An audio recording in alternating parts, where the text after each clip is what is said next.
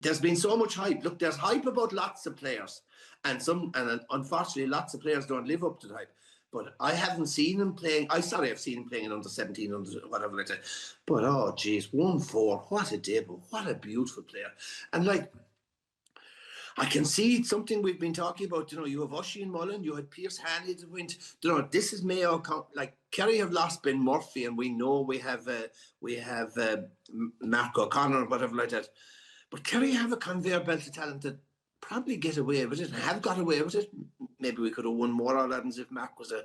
But you still go back, well done, Kobe.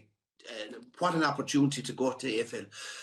But we have to do something. And I mean, a county like Mayo, who are starving for All-Ireland success, need to do something to keep the Kobe McDonalds, to keep their stars at home. I don't know what does that involve or not, but there's no doubt about it. The AFL are getting away with murder, taking our talent and getting them for nothing. We have to have some legislation that clubs that count, in particular clubs, must be rewarded for nurturing the talent that is a Kobe McDonald.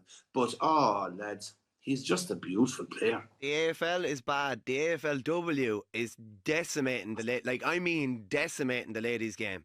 Like Meath lost 2 more players within the space of a week, having already lost 3 prior to that, and there doesn't seem to be anything being done about it whatsoever. And the seasons are overlapping now, and it's going to really hurt the ladies' games.